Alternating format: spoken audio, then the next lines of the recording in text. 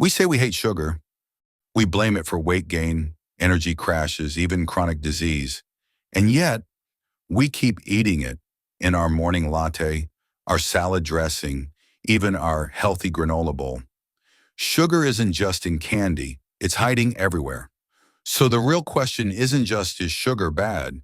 It's how much are we really consuming and what does it do to our body?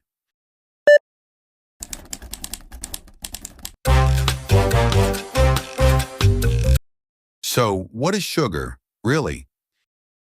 Chemically speaking, sugar is a type of carbohydrate, a quick burning fuel for your body. The most common form? Sucrose, a sweet little molecule made of two even smaller ones, glucose and fructose. Think of it like a couple holding hands. Simple, sweet, and found almost everywhere. Glucose is your body's primary and most easily absorbed energy source, the fuel that powers your cells and keeps you moving. Fructose is intensely sweet, delivering a clean, refreshing sweetness with no aftertaste, the kind that makes ripe fruit irresistible. But sugar is more than just chemistry. It's a cultural obsession.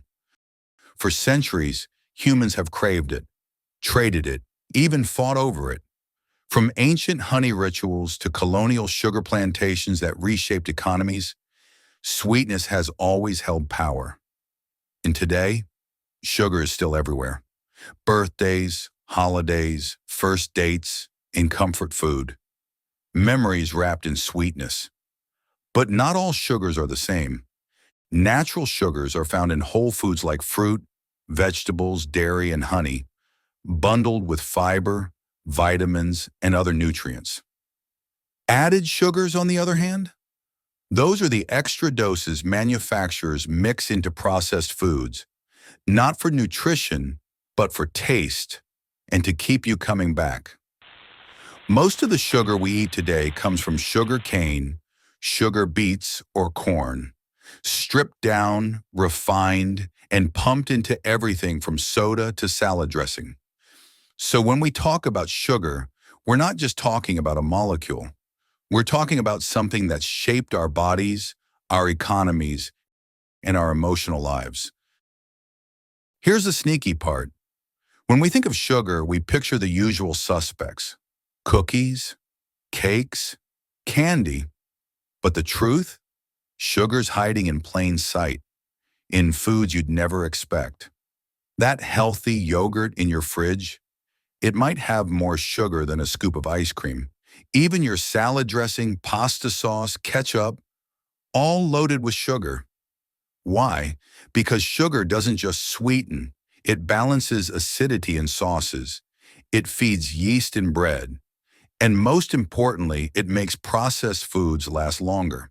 In fact, over 70% of packaged foods in the US contain added sugar. And here's the kicker. They rarely call it sugar.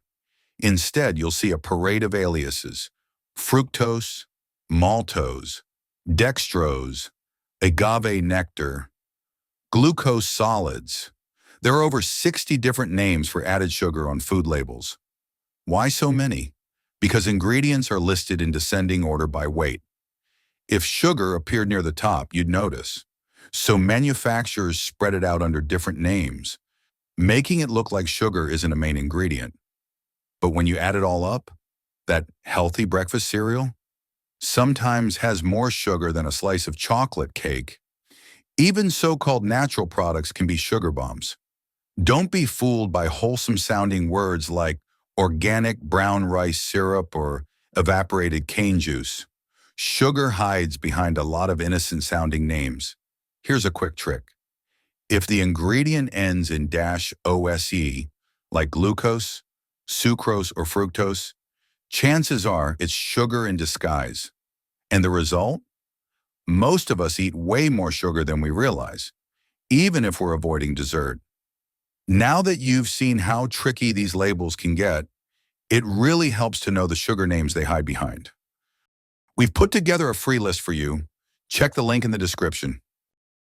So with sugar lurking in nearly every aisle of the grocery store, Is it really all bad? Or have we been missing part of the story? For years, sugar has been cast as the villain of our diet. But like every good story, there's another side. In fact, sugar has benefits, real ones. It's the body's preferred energy source, a fast-burning fuel that powers everything from your morning jog to your beating heart. And your brain? It runs almost exclusively on glucose, the simplest form of sugar. Without it, you can't think clearly, focus, or even function. Even evolution has a sweet tooth. We evolved to crave sweetness because in ancient times it meant high-calorie, safe-to-eat foods like ripe fruit. That craving helped our ancestors survive. Today, sugar still saves lives, literally. In hospitals, glucose IVs are used to stabilize blood sugar in emergencies. And for athletes, a fast dose of sugar can boost energy and improve performance when it matters most. So yes, sugar can be useful, even essential, but it's also powerful. And power always comes with consequences.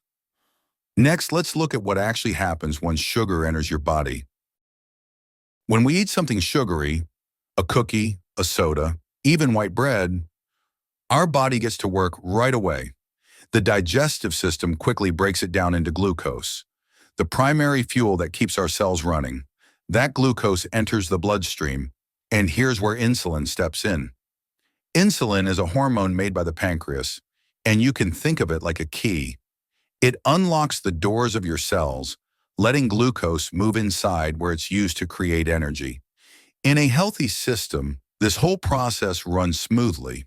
Your brain gets a steady supply of glucose to stay sharp, your muscles have the power they need to move, and your body can tap into quick bursts of energy whenever required. But when sugar comes in large amounts and too often, the process starts to break down.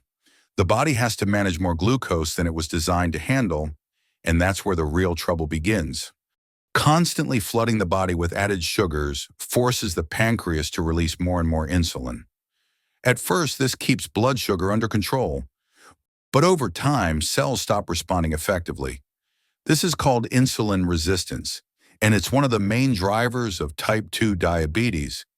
Meanwhile, the excess glucose that isn't burned for energy doesn't just disappear. The body stores it as fat. That means more weight around the waist, a higher chance of fatty liver disease, and extra strain on the heart and blood vessels. But sugar's impact goes beyond physical changes you can measure on a scale. Too much sugar creates a roller coaster in your bloodstream, a spike in energy and mood, followed by a crash. That crash can leave you tired, irritable, even craving more sugar just to get back up again. Over time, this cycle is linked not just to fatigue, but also to higher risks of anxiety and depression. There's also inflammation, the body's built-in alarm system. A little is helpful, but with sugar overload, the alarm gets stuck in the on position. Chronic low-grade inflammation silently damages tissues, raising the risk for heart disease, Alzheimer's, and even some cancers. So the real question is, how much sugar is too much? To figure that out, we need to look at the official recommendations and how they compare to what most of us actually eat. The American Heart Association advises keeping added sugars to no more than 6 teaspoons per day for women and 9 teaspoons for men. That's about 25 to 36 grams. The dietary guidelines for Americans mirror that, recommending less than 10% of daily calories come from added sugar, about 12 teaspoons on a 2,000-calorie diet. The WHO, too, says keep free sugar under 10% of your total energy intake, with a further suggestion, below 5%, that's only 6 teaspoons, for extra health perks. But here's the reality. The average American consumes about 17 teaspoons of added sugar a day. That's more than 2 to 3 times the amount recommended. And most of it doesn't come from desserts. It comes from hidden sources in everyday foods. Let's walk through a day that feels familiar to many Americans. Breakfast might be a bowl of sweetened cereal with milk and a flavored coffee with creamer. That's about 5 teaspoons of added sugar to start the day. Lunch, a sandwich on packaged bread with condiments, plus a sweetened iced tea or soda, roughly 7 teaspoons more. By dinner, it's a pasta with jarred sauce and a sweetened drink. Call it another 7 teaspoons. None of this looks outrageous. It feels normal. But when you add it all up, you're near 19 teaspoons in a single day. Easily surpass what health experts recommend. Because the sugar we need to worry about most is the kind we don't even see coming. Even if you skip dessert, you may still be consuming more added sugar than recommended. That's why one of the most powerful habits you can build is simple. Check the nutrition label before it lands in your shopping cart. Many people try to outsmart sugar by turning to artificial or so-called natural sweeteners, like aspartame, stevia, or erythritol. At first glance, it seems like a simple swap. Fewer calories, same sweetness, problem solved. But here's where things get murkier. Whether lab-made or plant-derived, every sweetener comes with its own baggage, and it's worth taking a closer look. And that's where we're headed next. In our upcoming episode, we'll dive into erythritol, the sweetener that's been making headlines.